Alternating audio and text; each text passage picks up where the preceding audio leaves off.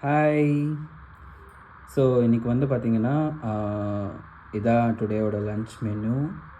So palak தால், ಆಮೇಲೆ கோஸ் கூட்டு, அப்புறம் வெள்ளரிக்காய், எக்கு வந்து பார்த்திங்கன்னா ப்ரோட்டீனுக்கு. ஸோ எப்போவுமே வந்து பார்த்திங்கன்னா இந்த மாதிரி தான் பேலன்ஸ்டு மீல் நம்ம எடுத்துக்கணும். ஸோ நம்ம வெறும் ரைஸு சாம்பார் அந்த மாதிரி சாப்பிட்டா நமக்கு வந்து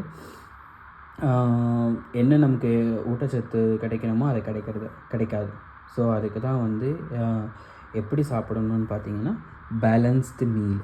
ஸோ இந்த மாதிரி வெஜ்ஜீஸ் ஜாஸ்தி இருக்கணும்.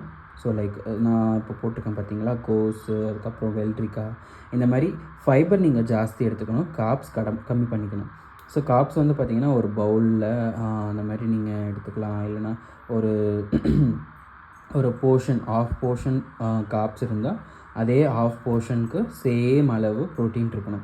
ஸோ அப்புறம் வந்து பார்த்திங்கன்னா கர்டு, நான் எப்போயுமே மத்தியானம் வந்து கர்டை வச்சு முடிப்பேன். ஸோ அது வந்து ப்ரோபயாட்டிக். ஸோ உடம்புக்கு ரொம்ப நல்லது, கட் ஹெல்த்துக்கு ரொம்ப நல்லது.